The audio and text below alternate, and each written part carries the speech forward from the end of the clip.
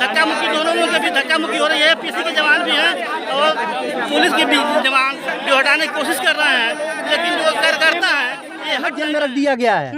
उस बेचारे को इनके पिता, एक तो पुत्र मर गया, पतोही अनाथ हो गई, बच्चे उनके अनाथ हो गए हैं, उनके सारे छोटे छोटे बच्चे अब जाके एक बार मिल गए। जो अधिकारी इस पे लिप्त थे, जो तहसीलदार थे, जो लेखपाल थे, उन पे बुलडोजर चलना चाहिए कि नहीं चलना चाहिए? बिल्कुल चलना चाहिए। आपकी मांग ये होनी चाहिए कि उन पे बुलडोजर चले। सबसे पहले देखा जाए तो यहाँ पीसी के जवान है, पुलिस प्रशासन के लोग मुस्तैद हैं और उधर से जो है कि गगन यादव का टीम चल दी है पीड़ित परिवार के मिलने के लिए, लेकिन यहाँ फोर्स के जवान उनको मना करने में रोक दिए हैं और मना कर दिए हैं। यहाँ देखिए धक्का मुक्की हो रहा है पुलिस प्रशासन के बीच, और वहाँ से गगन यादव चल दिए हैं, उनकी टीम चल रही है और लगातार प्रशासन जो है कि रोक लगाया हुआ है।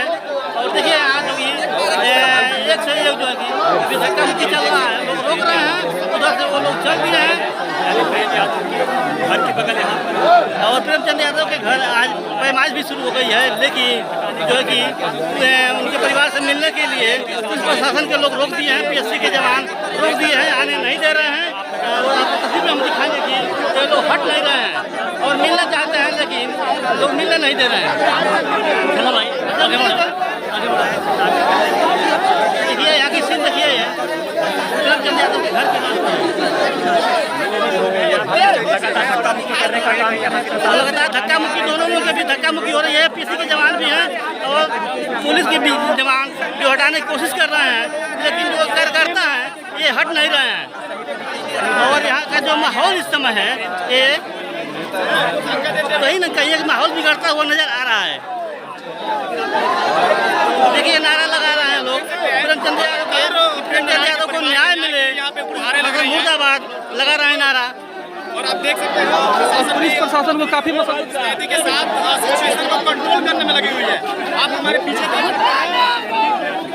देखिए ये लोग नारा लगा रहे हैं कि प्रेमचंद यादव को न्याय दो, लेकिन जो कि पुलिस प्रशासन यहाँ मुस्तैद है और मिलने नहीं दे रही है। तमाम आप देखेंगे खेतों में और रोडों पे लोग हैं और मिलना चाहिए।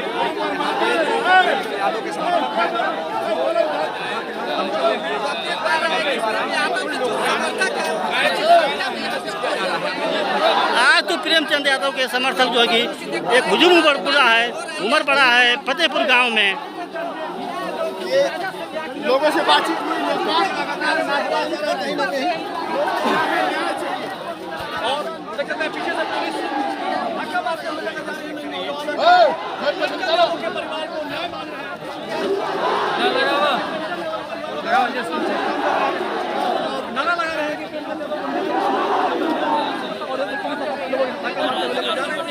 डेढ़ जरीब आप इधरे से नाप दे रहे हैं तो 40 कड़ी नहीं पूरी मकान हमारी आ सकती है। और आप पारदर्शी ढंग से पैमाइश नहीं कर रहे हैं। जब धान की फसल लगी हुई है तो उसमें पैमाइश संभव नहीं है, अभी तो हो नहीं सकता। और आप एक दिन का नोटिस देते हैं और दूसरे दिन हमको कहते हैं कि आप उपस्थित होकर के आपत्ति दीजिए, जबकि नियम यह है कि कम से कम 15 दिन हमको समय चाहिए आपत्ति दाखिल करने के लिए। तो ये तो सब प्रशासन के दबाव में काम किया जा रहा है। और अधिकारी जो हैं, जब प्रशासन ऊपर से दबाव रहेगा तो अधिकारी अपने आप डर से जो प्रशासन कहेगा वो करेंगे। हमारी आपकी बात रखी नहीं जाएगी, मनमाफी काम करेंगे, एक तरफा कार्रवाई हो रही है। बिल्कुल एक तरफा कार्रवाई हो रही है। सब मिला जुला करके इनका यही मकसद है कि इस मकान को गिरा दिया इनका एक ही मकसद है। मतलब बुलडोजर कहीं कानून में है नहीं चलाने का। बुलडोजर चल ही नहीं सकता। क्या 67 की कार्रवाई सिर्फ इसी मकान के लिए चलनी चाहिए? पूरे प्रदेश में कई हजार मुकदमे जो है पेंडिंग हैं, क्यों नहीं उसको डिसाइड कर रहे हैं? और आज तक क्यों ये मकान नहीं उसमें थी और आज आ गई? क्या लगा पैमाइश से? पैमाइश गलत हुआ है। पैमाइश किसी चिन्हित जगह से हुआ ही नहीं है। सिवान से होता है ना, पत्थर से होता और इस समय कैसे आप पैमाइश करेंगे? इस समय तो पैमाइश नहीं हो सकता। फसल लगी हुई है, कटने के बाद पैमाइश होती है ना। 2 महीने का समय दीजिए और टीम गठित करके और पैमाइश कराइए। और अगर आपका पड़ता है तो मेरी भूमिधरी है, उससे आप ट्रांसफर कर लीजिए। जो है टीम आई थी राजेश भैया की, तो सीमांकन तक सीमा तक गई थी। सीमा कोई पत्थर मिला ही नहीं है मौजा फतेहपुर का। असीमित नापे हैं, जाग मन के वहाँ पर नाप दे रहे हैं। ठाकुर देवा का मिला है, तो ठाकुर देवा से आप फतेहपुर को ट्रेस कैसे करेंगे? फतेहपुर के पत्थर को मौजा ठाकुर देवा के पत्थर को फतेहपुर की पैमाइश कैसे संभव हो पाएगी? और फतेहपुर का खेत अभी और पूरब है और उसको सीधे आप दक्षिण लेकर के और पैमाइश कर दिए, जिससे 40 कड़ी हमारा पड़ गया। देंगे इसकी आज के डेट में कोई वारंटी गारंटी नहीं है।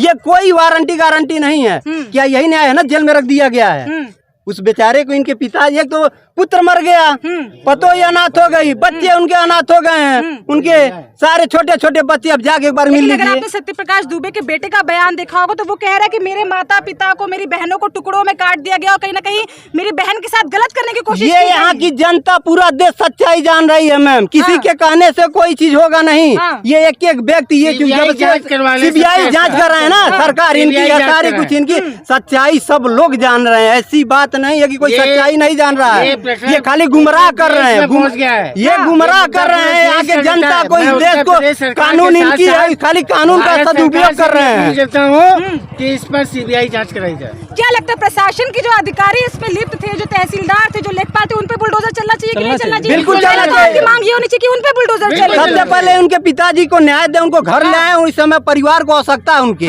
सबसे पहले उनको न्याय दे।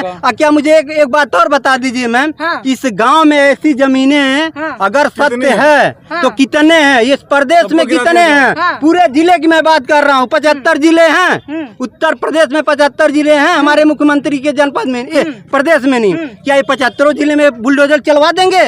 एक एक घर पे बुलडोजर चलवाएंगे? ये चलवाएंगे? सबका वैसी जमीनें बहुत है, सबका बना हुआ है, वो अपराधी नहीं है, अपराधी बनाया जा रहा है। खलियान की जमीनों में, सरकार की जमीनों में, अवैध जमीनों में कब्जा करना भी तो गलत बात है। मानते हैं कि नहीं मानते हैं? मैम ये क्या, जब तक कोई